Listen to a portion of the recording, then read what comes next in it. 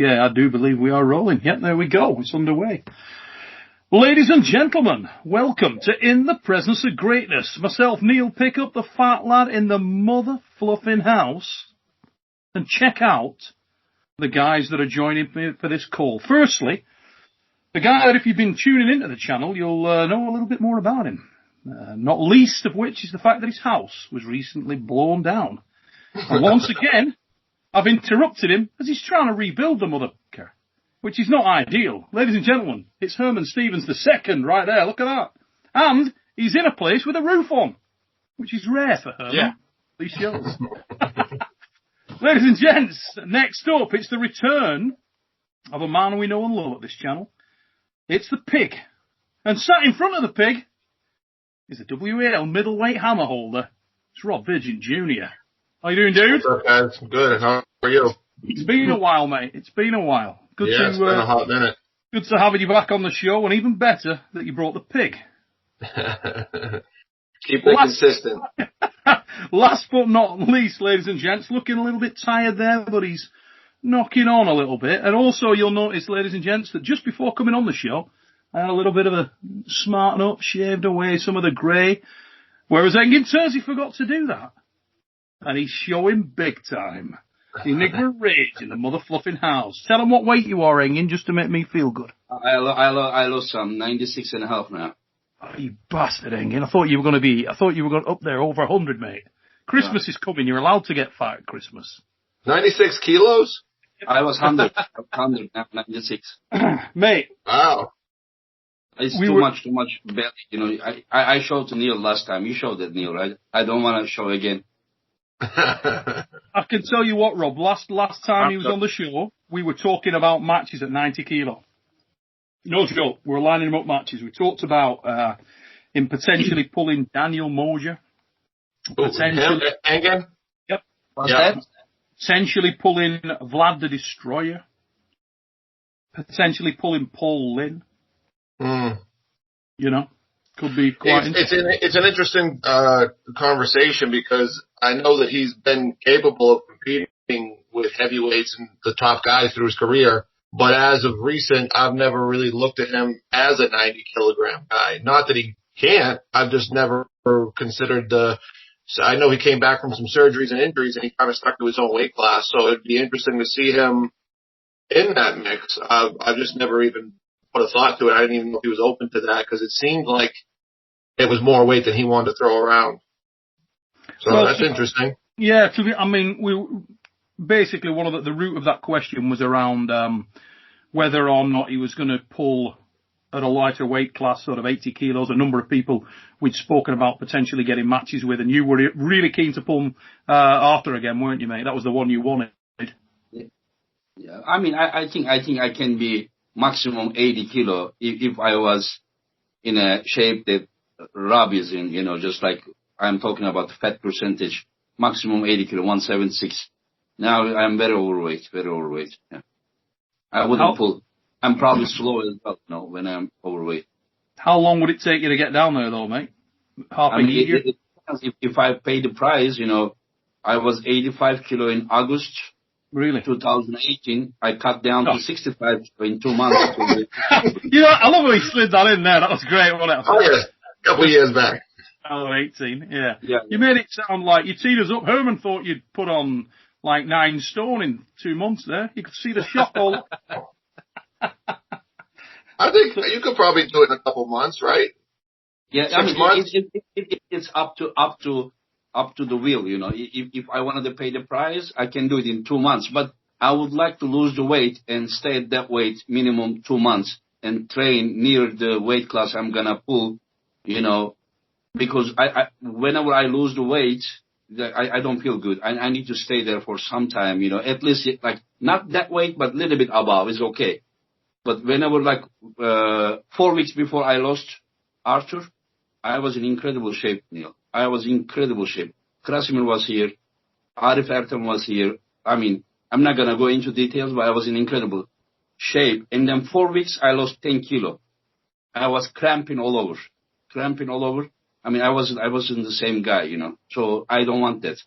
What weight were you when you pulled Arthur? You looked big. What were you, about 85? No, we both pulled at 78. You were 78. God, you look big for that. I both lost, so next day probably I was 82 kilo. Bad play. You look bigger. You look big. Yeah. Mind you, look, Herman's been pulling at bloody super heavyweight. I pulled super heavyweight since day one, but I think Engin needs to go to 90 kilos and do an American tour. Yeah. Get the ball. I think that's the best show, right? I mean, even if he doesn't pull someone, that's, like a 90 kilo Hermes or like maybe the best guy in the world at the time, that's going to be the greatest show in all of arm wrestling. Will be Engin pulling all the Americans. Herman, Hermes is now, I think, 115 kilo. No, I understand. I mean, whoever's the current 90 kilo guy, the best 90 kilo guy in the world, may or may not be American. Yeah, I understand. Yeah, you're offending me with your words. Yeah. You can't say things like that when I'm on the call. Rob, hey, look, you might be the best 90 kilo guy, but go do it. We've talked about this before. Go do it. No. Let them all the time. All in time. Well, I've been doing anything for a year and a half now. I'm with you, Rob. Why go with let the mountain come to Muhammad, mate? At the moment, you're in a great place. I'm in a place where I was entertaining taking a lot of different matches just because I need to do something, or the old moss doesn't grow on a rolling stone, and I feel like I'm really mossy right now. Too much inactivity. The leagues have been a wonderful thing for our sport, but they've also been a detrimental thing. And that's coming from a person who's been in every league. Well, at least the ones that were around when I was in. We did the UAL and the WAL, and they're great because they bring the big money events, but it kind of crushes out a lot of the local events, and people want to just only train for those. So when I started, there was I did an event every maybe 3 weeks. So I was doing maybe around 14 a year, and that was great. But, with the inactivity, you get to a point where I almost want to go back grassroots, and I want to take matches not for the notoriety, not for anything. It's like either I'm going to get in or I'm going to I'm getting out. By the time I get to competing again, there's a flock of new people. You're making a good point, though, Rob. But at the end of the day, it always confuses me, right, as to why that would be. Because for the 5 or 10 guys, 20, let's say 20 guys, right, that are on the roster of the more significant leagues. Outside of that, nobody else is stopped. So why should it really impact those local events? I mean, it should. I understand it does, but it shouldn't. There's no reason. I don't get it either. I think maybe those events use some of the bigger names to draw out the fanboy crew, and they get a bigger draw. If you know that Ron Bouth and John Brzezinski are going to be at a local event, that's going to draw more people. That's going to draw more, and then in turn they compete. But then when you lose some of that, I think that it doesn't get as big of a turnout, and then people start weighing, expenses and time versus, reward. Because the biggest lie that promoters will tell you is they're not making money on the tournaments. I mean, the goal is that they're going to make something on the tournaments. I honestly can't see an argument for why it should detract from tournament arm wrestling. I'm not saying there should be an enormous in my world, it would be bigger. In my world, this would spin off to a bunch of subcategories. That's what I'm thinking. Exactly. Yeah, it should be, but it hasn't been the case. And I mean, COVID hasn't helped anything. COVID's made things really weird. People are doing underground things, but not really underground, and there's a lot of blurred lines. And for whatever reason, the only thing I've been doing the past couple of years has been, except for, a bullshit challenge match with Chuck Ryder, but he came to my door.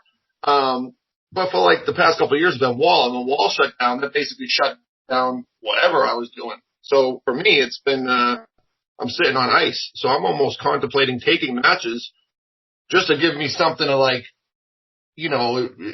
fire the engines up. If you leave an engine sitting too long, I mean, it doesn't fire up the way it did when it's like cold starting it. Dude, I feel like that, and I don't even arm wrestle. I know. And that's how I shook my ass. Yeah, I wanted to do this before. That's fixable. You just go see a doctor and you tell them what's going on. And they see 1,000 of you a day. But in the US, it seems like it's very much set to region. I mean, you pulled 2 weekends ago, didn't you, Herman? In the Mississippi thing. And it looked on the live feed like there was a lot of dudes there. I don't know how many there was, whether that was just perception, you were all crammed in a corner.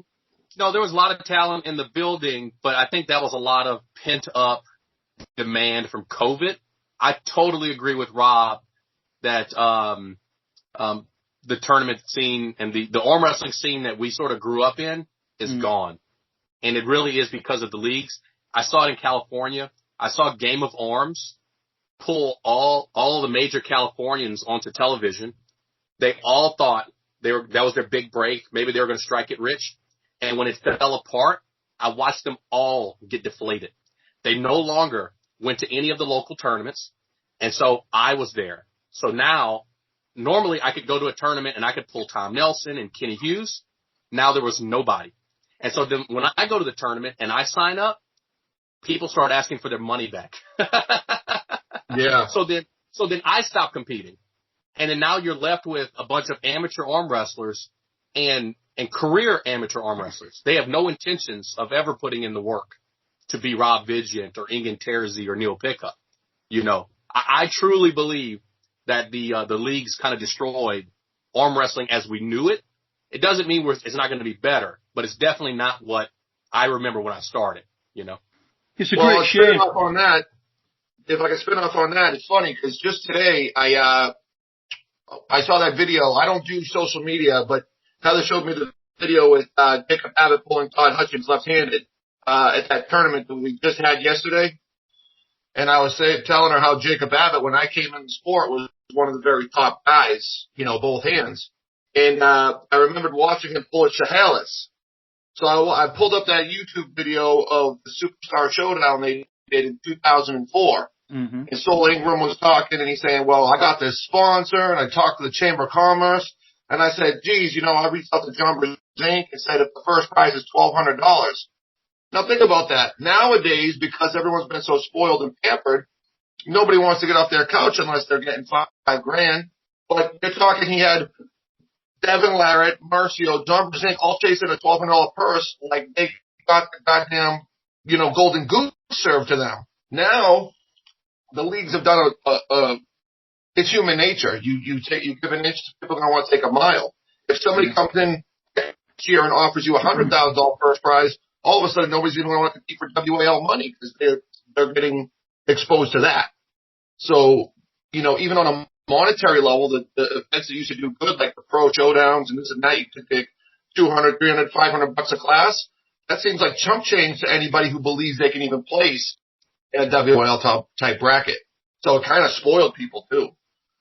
Well, one of the things it made Madonnas out of the community, really. Yeah, one of the things that I was going to say on the back of that was, I think super matches are responsible for some of that, because one of the things that's come from the sort of evolution of the super match or the spread of super match arm wrestling, which, you know, I've got to hold my hand up and say that I'm guilty more than most of promoting that and pushing that and probably originating that. But it was never really intended to take over from tournaments. That wasn't the plan.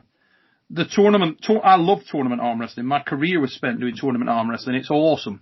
For grassroots, it's the lifeblood of arm wrestling and should always be such. Super match arm wrestling was supposed to be for elite level competition where you would see champion versus champion. Very, very high level arm wrestler versus high level arm wrestler. Hence the super match title. Everybody's in a bloody super match now. You know what I mean? Yeah. It's a bit ridiculous because you get guys pulling super matches who are not of any caliber, really. Right. You know, they're a good arm wrestler, but they're not a proven entity. That's really not what it was about. There are people out there on social media that have never done anything worthy in a tournament, probably have never done anything truly worthy in a super match, yet they'll label themselves, well, I'm a good super match puller. I am a super match puller. I don't do tournaments. A super match is a super match. You know, my first exposure of the super match concept was when I first got started. Mike Solaris in his class was pretty dominant, especially in the States, and he even did really well at Worlds. So what was he? Maybe 87 to 98, 187 to 198. If he really wanted to kick ass, 187. He was real good. But then you had Craig Tullier, who was equally as dominant and good, but the next class down, and they were winning everything, and they never met up. So they're like, why don't we just see what would happen if these two guys met? And then they pulled. And that was a super match. You got two super dominant guys, different classes, they never really meet. Correct. That's a super match. That's what now just every time they get Harry, and I agree with you that it should be tournaments should be for building your resume. Tournaments should be like basically arm wrestling college, apprenticeships, all those things you do when you get out of college before you get your like doctorate or something.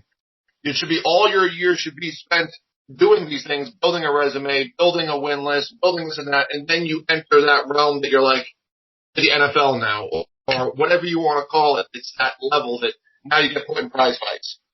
But neither one, they should work together to build a crop as opposed to hurting each other.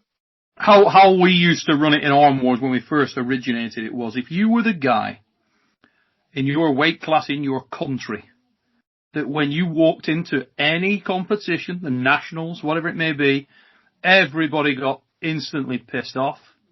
You're the guy that should be in the fucking super match. You're the guy. If you walk in and you put your name down and everybody starts switching classes, you're the guy that we were looking for the super match. That dominant entity within the class in your country. You were the man. Not a guy that may finish in a regional tournament, might finish 9th. And suddenly he's pulling another dude who might finish 8th in a regional tournament. Everybody's getting a semi on about it because that's not what we're talking about. Those guys need to cut their teeth in tournaments, assist the tournament promoters, prove yourself in that environment so you are a dominant entity in that environment. Once you are, then you can start saying, well, maybe I should be doing other things. Maybe I should be pulling these elite level guys. So it's a great shame that it's morphed into something other than that. And there's obviously still people that endorse, well, Engin's one of them. Big time. Or fully, you endorse tournament over everything, don't you? In terms of an example of how good an arm wrestler you are, you would always endorse that tournament proves that above all other things. In other words, WAF Worlds, for example, which, pretty significant claim. Also, like for example, Harley-Pool. There was the weight classes 70, then go 80, 90, 110 and over. So there had many guys. You didn't have anywhere to run, you understand? Yeah. Like that type of tournament is not like, oh, there is this guy, let me go to this class. You are not going to be a 90 kilo guy and run to 110 kilo just because you have John Burzing there. When you go up there, you have Rambat there, you understand? And then you will be 20 kilo lighter to pull that class. So, like Zloty Tour, 2017 Zloty Tour, 78 kilo. Probably in my entire life, I have never seen any tougher weight class than that one. I was one below, but that one, all the like top 5, top 6 finishers of 75 kilo and 80 kilo, they were there. Yeah. Simone, like Bojidar and Hamza and Samushia, Viorel Dobrin, you would have Mazgan Shamiev there, like all of them, all you see, like then you see 75 kilo and 80 kilo world championships together. Well, while I'll get hated on in the comments for saying this, I'm going to say it anyway. Yeah.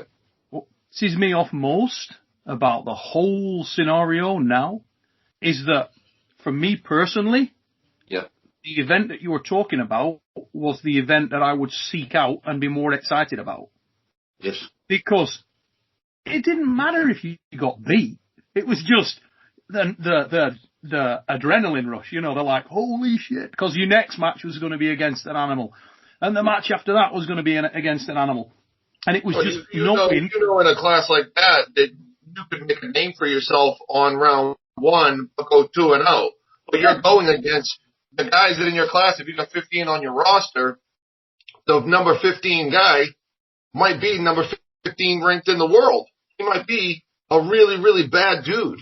And the opportunity to pull that kind of level, you gotta seize that when it comes around. People who shy away from it will never really know what they can be. They'll never take that. But right now, Rob, unfortunately, that is A lot of people shy away from it. That's the landscape. That's You know what I mean?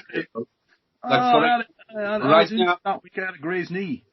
Neil, right now, like Vazgen, like he is beating probably everyone under 200 pounds in US, correct? With left arm, probably in North America.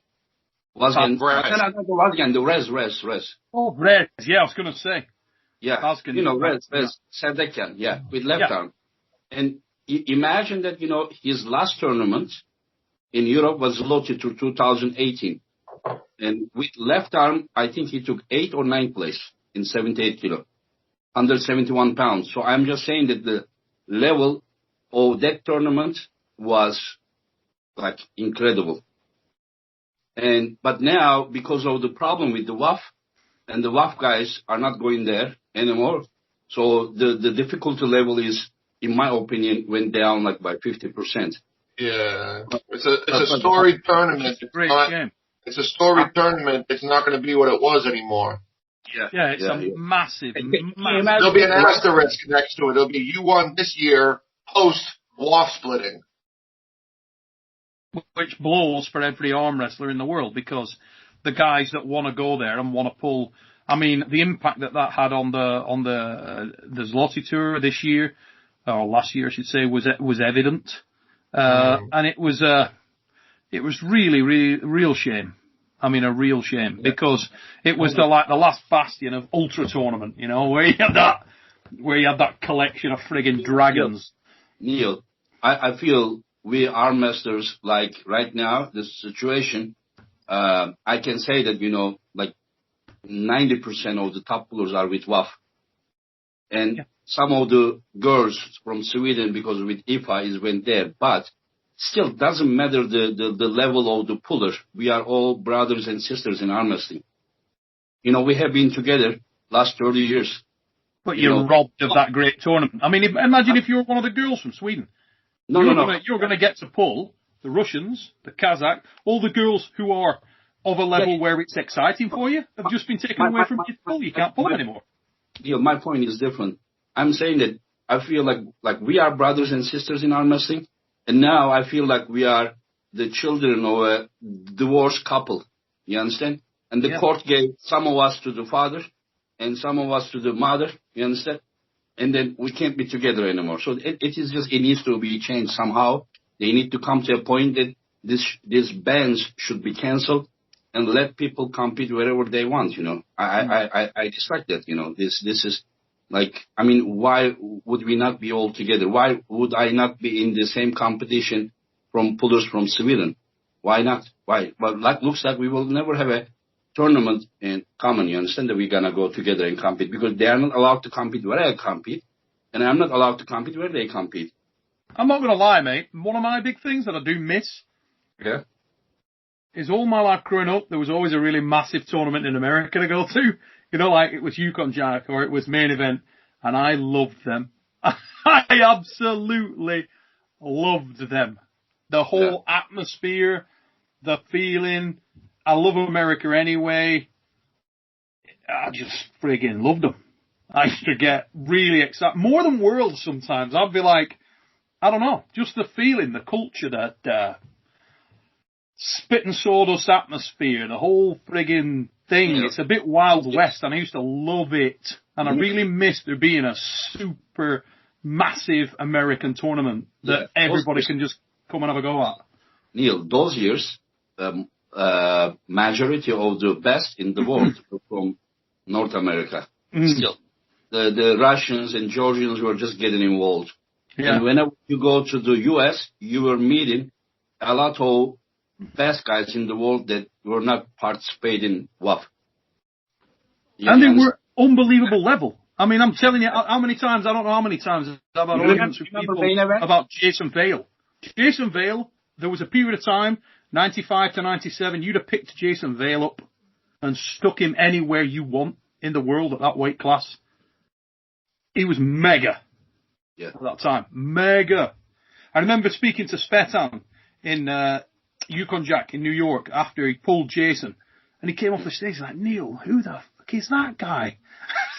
Like, you know, and I went, yeah, he's mega, isn't he? He's a bad man. And Svetan has never come across Jason before. And they slipped, they went into strap, Jason beat him in the strap, and Svetan was like, what's that about? But Jason at that time was immoral. Which is still the very early years of Gashevsky, very early. Not the prime. Not the prime, yeah. Yeah, but regardless of that, mate, take the prime Gashevsky and put him against Jason Vale in a strap match. I'll tell you what, he'd know Jason was there. Anybody you want. Jason at that time? Jason competed WAF. He took third place. Niazi was first. Bill Sings was second. And Jason was third. 2000 WAF. You were there. But that's the thing about putting so much weight in tournaments is the placings don't always tell the story. Unless somebody's a runaway show horse and that's way too much for a class, there's a lot that can happen with that Zloty you talked about, that class you talked about. I believe Doug was out there, right? Was Doug Ehrlich at that class that year that you talked about, the toughest Zloty class you ever saw? And he said that he saw it was either Joseph LeVay or Tiete beat the guy first round, who then ended up winning the tournament. So no, not that tournament. Okay, well, one of the Zlotys, Tiete or Joseph LeVay, beat the guy who ended up coming up the B side and winning the whole Zloty first round. Now, one could argue they pulled fresh, this and that. I agree the tournament shows versatility and endurance and all that, but you can't look at someone like Jason Vale and go, well, he only took third at Worlds. And on a given day, if he had Neil to put him in a super match to see who was who, Jason might go 3-0. We don't know what happens with the tournaments. You don't. Yeah, but we don't know. The story to be told. He may go 0-3 as well. You know, we don't know. Yeah, anything could happen. But I think he was. You just can't label somebody as a placing. What I remember that Niazi easily beat Bill, and then I think that Bill easily beat Jason in the B side. No, not easily. There was a tough match. But do you know who sent Jason to losers bracket? What year was this, mate? 2000, you were saying? What's the Slovakian guy? Dobrovic? Yeah. Oh, yeah. Yeah, Dobrovic is the one that beat Jason. Rado. Yeah, Radoslav. Yeah, Radoslav beat him, yeah. And then Niazi beat Bill Sings. And then Bill beat Jason. And then Niazi beat Bill again. Mm-hmm. Was that in Virginia Beach, 2000? Yes. Okay. 80 kilos. Yeah, but Bill was super bad, too. But in Jason's defense, Engin, if you remember, I said there was a period of time, and it was 95 to 97. Mm-hmm. Not after. Having experienced Jason at that period of time, those were the years, mate. Okay, so, what did Jason do in 95 and 96 Yukon Jack? Did he win? No, he didn't win. He was right in the mix. He had unbelievable matches with the guys that were your champions. So at that time, it was Denny Dupriel, Patton. You know, those were the big dogs at that time. Obviously, the year after Andreas. Ironically, he beat Andreas in that year. And then the next year, in 95, he also beat Serge Usero. If you watch some of the matches, they were ridiculous matches. Very, very long, drawn out, screaming career enders. I mean, what I just said is good to praise some people, but while we're praising someone, we need to also remember that, you know, his opponent has his own side of perspective to the subject as well, you know. Mm-hmm. Yeah, I think the point I'm making, Engin, is that at that time, there were arm wrestlers pulling for mainly money, tended to be money, that were really, really serious in North America. And I think there's always been that undercurrent of money arm wrestlers, particularly in the heavier weight classes, that were very serious and would show up in a certain condition, I was ready to win. Petaluma 97, where I won 5 classes out of 10. Jason was 194 pounds. And slipping that in there? He pulled super heavyweight, and he beat Eric Wolfel. And Eric Wolfel, at that time, was the current second place in the world in WAF, after Alan Karev. Yeah, and he beat him. Jason beat him easy. You think about Jason's match with John Brzezinski in Idaho in 97. I tell you what, they went to strap, and John couldn't start the match. And I tell you what, my opinion. I rest my case. If they started, Jason would beat him. Yeah. But they gave Jason two fouls at the start. And then Jason went to B-side and beat Robert Redden. And then came back to the final against John. And this time John didn't allow him to sleep. Catch from his fingers. And then beat him. And all that wearing a yellow surface shirt and a pair of dungarees, Engin. You any idea how difficult that is to do in dungarees, son? And they weren't even well fitted. We're talking ill-fitting dungarees. I will tell you something more, but you can ask this to Jason. If he watches this, he will confirm. In the same event that he beat everyone easy. With John, he couldn't start, and without strap, he lost easy. He catch him. I won 132s, 60 kilo, and I was at the side table, and I was pulling with everyone. Not to say, but I was beating everyone after table. And then he came, and I beat him like maybe 20 times, Jason. And then he kind of was like confused, and then we left. And then everyone went to a restaurant. It was very late. We were sitting in the restaurant, we were eating, so I went to the restroom. On the way, I saw Michael Celaris and Jason, they were sitting at this table somewhere. He catch me from my hand. He's like, come here. Try again. And then there we pull against maybe 10, 15 times again on the dinner table. The same thing again happened with him. That's pretty impressive, mate. Straps on? What's that? What did you put the straps on? No, we didn't even go strap.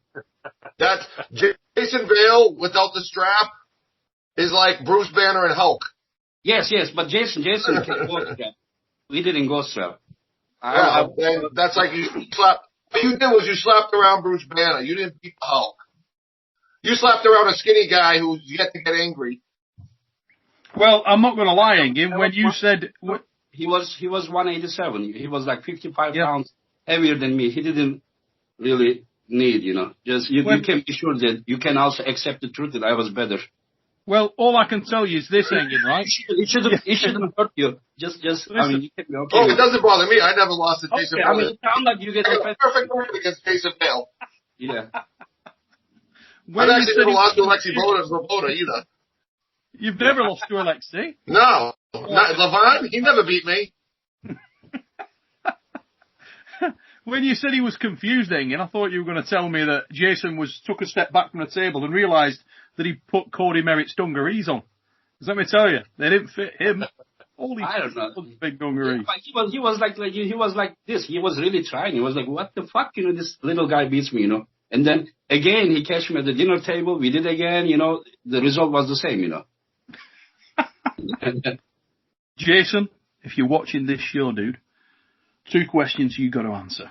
Number 1, where did you get those dungarees? And number 2, is Engin lying? Put your comments down below. If it just says something simple like, fuck you, Engin, we'll read something into that. It's up to you, Jason. Put that comment in. Hey, we'll Neil, see, Engin. So you mentioned the big American tournament and that sort of stuff. It's kind of disappeared. The last, I guess, promoter with the big American tournament was WAL. I think they killed a lot of the tournament scene with their big tournaments, and then WAL pulls the plug on their tournaments, leaving this huge void.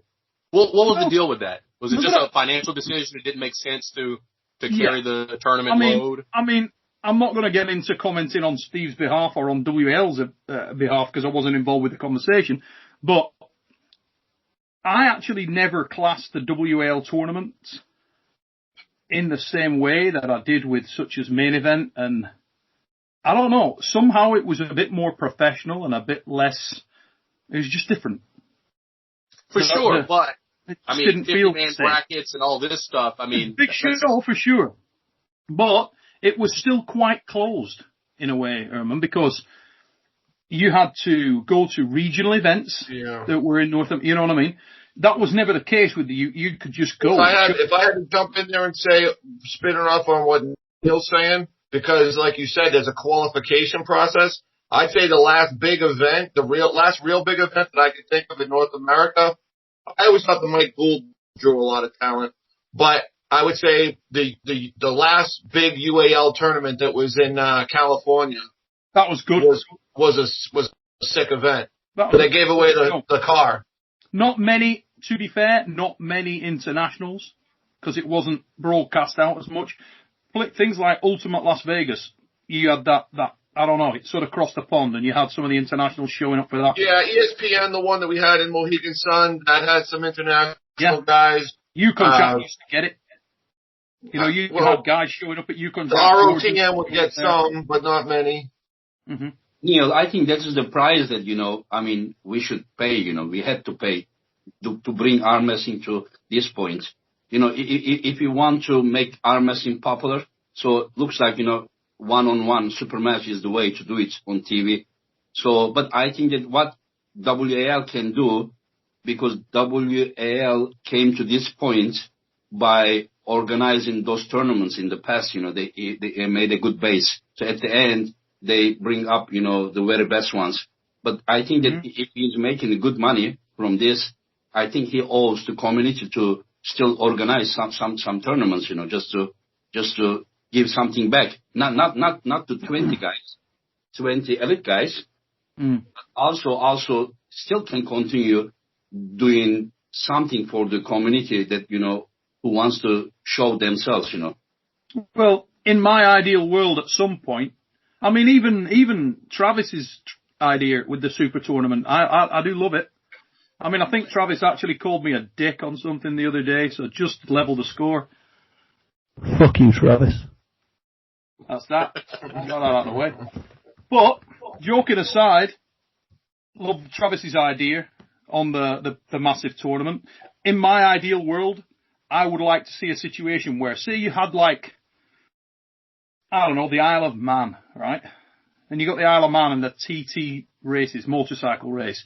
And for that week, the friggin' island shuts down and it's all about the TT races. You know what I mean? I would love a situation to evolve at some point where somewhere in the world, even, it doesn't have to be an island, but Las Vegas, let's say, for example, you had almost like a World Series of Poker super tournament of arm wrestling that just went down in a week every year. Everybody just showed up for some prize money show, and it was on. Here's the problem with that, though, which has been the doom of all the promoters and all the people. They want to fish off the same pond of people. They don't want to put in the legwork and the selflessness to grow it and expand it. They just want to poach off of what they can right now, bleed the community dry, and then inevitably either jade the community or disappear. Now, I came to Steve years back with an idea that I thought could get us millions of people rushing the sport. And it would be the same amount of money, but it would be a tax write-off. And I hit him with this, and I'm like, it's goddamn genius. I told him, I said, here's the deal. You're paying out, 6 figures per WAL event, right? All these WAL guys. Anyone who's a known puller is not allowed to do this. Get a college tournament going, but not like the punky pokey ones they have before, where the winner of the tournament at the end of the year gets a full scholarship. Oh, imagine saying you got a full ride through college, arm wrestling.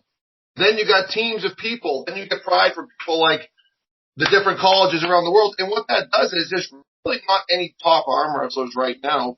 Maybe in the other countries that have them real young, like Kazakhstan or Russia, whatever. But in the States, there's really no top guys right now that are college age. They're all middle-aged. They're all mature. They all have time under their belt. So you're eliminating all the known pullers. And if you, instead of giving the Todd Hutchings, the Devin Larrett, the Herman Stevens, 10, 20 grand, you make it a $50,000 scholarship at the end of the year. Now someone's got an excuse to chase. And now the college people got someone to get behind in their college. Think about, you're eliminating the top talent, cultivating infinite new talent. In the second place guy, you could say, we're going to give you $20,000 towards your college bills. Imagine telling people you got a free ride through college arm wrestling. And when you give a scholarship, it's all a tax write-off. How can you miss? I called up Steve and had a conversation about that, but that went like this. I'm like, it's a fucking no-brainer. It's a no-brainer. The college kids are all looking for something to do. They're looking for sports. They're looking for a way, and they like that. College is a fraternity. People are trying to find their way. How do you know there's not a kid out there that's on the football team or the wrestling team that caught a knee injury or a leg injury and he's asked out? But boy, oh boy, arm wrestling would be something for him. And then he finds his niche that maybe he's a third stringer on the football team, but he might be the best suited for arm wrestling. And then he gets all those people. You don't bring a person into arm wrestling when you play colleges. You bring the whole goddamn college. You've been watching how many colleges are around the country and the world.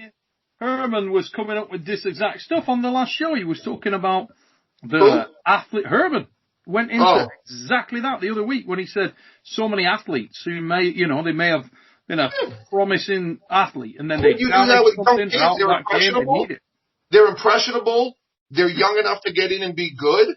They're young enough to stay away from the top guys because nothing's more demoralizing than when an 18-year-old athletic stud has to pull somebody like Engin or Herman or you or me, because then they feel like they're a million miles away. They're competing amongst their own peer group. And then if you're paying out a couple $100,000, think about the positive press, the free press you get alone for WAL point kids through college. Yeah, okay, you bought a middle-aged guy an addition or a deck on his house.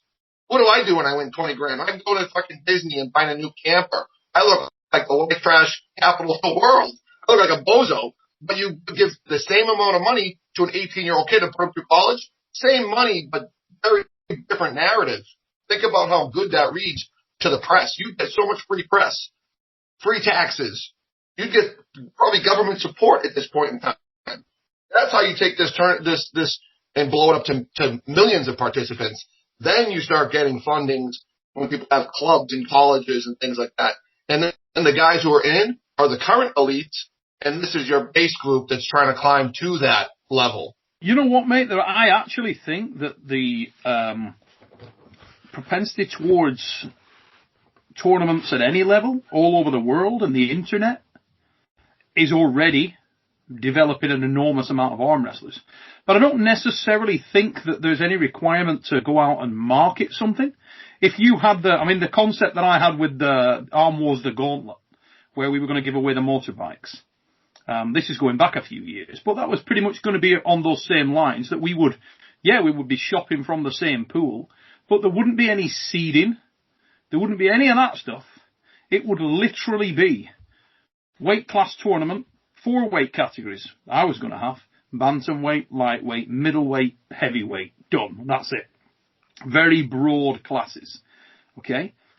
You'd come along, you'd sign up, you'd arm wrestle. If you wanted to, and if you didn't, so be it. And it would be just a high-end, elite level tournament. And I do believe that the top guys in the world would show up if you could win a pretty solid motorbike in each of those Absolutely, classes. But what you have is it's the same pool of people. What we're doing is we're poaching off, if we were karate, we're poaching off somewhere between that, like, blue belt and black belt. But there's lots of them. There's lots of them. The white belt and the yellow belts that there's so many more of. What's more of there in the world? White belts and yellow belts or striped black belts? Think about it. They're 1,000,000 to 1. Yeah, but the point I'm making, mate, is I get literally 40 messages a week from somebody who knows a guy that I'm overlooking. Right. You've no idea how many times that I get told that Philip kicked your ass, so he should be in World Arm Wrestling because he can beat you. Well, what I'm saying is, if there's a big tournament there and you could go there, you go. There's your proving ground. Go out, prove it. Do it. Almost like the cock of the walk type thing. But if you're giving away a prize which is substantial enough to make it so people do give a shit. Yeah, but the money's got to come from somewhere. Completely open. You know where that money comes from? Building a structure, being selfless and building a structure for a few years where you're now a sport that's funded by colleges and entry fees. And your entry fees at tournaments now just for a regional might be in the hundreds and thousands. And then they fund the Super Bowl of us because they're trying to get to that place. Because somebody just pulling out of pocket, going, I'm going to put 100,000 up to see who the best arm wrestler is. It's going to be pretty predictable right about now. And you know, people are only going to do that a couple times because everybody's in a take mode. Everybody wants to, what can you do for me now mode. Nobody's looking 5 years down the road. But if you play your cards right and you're a little selfless and you're not squeezing the juice for all it's worth, that we might all be able to write our own check and be full-time athletes. But you got to put the work in and be willing to lose for a few years, willing to break even for a few years, willing to build something. If you're not willing to build it, it's going to be like we are now. Oh, this tournament, it's $1,000 pay. Okay, how much is the plane? How much is this? Okay, if I go and win, I can make $500 and go home.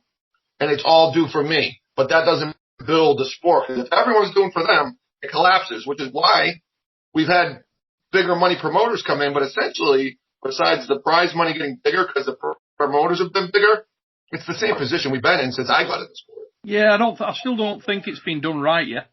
No. I really don't. I don't think all this has been done right yet. I mean, the super match thing, I feel for Jeff because Jeff's trying very, very hard with the TAL.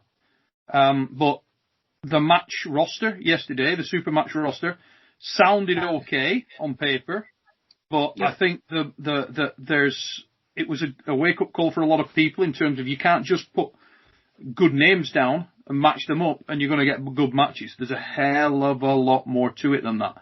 The downside of that is it's a great shame that Jeff, who is doing a great job bringing arm wrestling to people, doesn't get sort of the value from those matches that he wishes he would have, I'm sure. And neither does anybody watching them.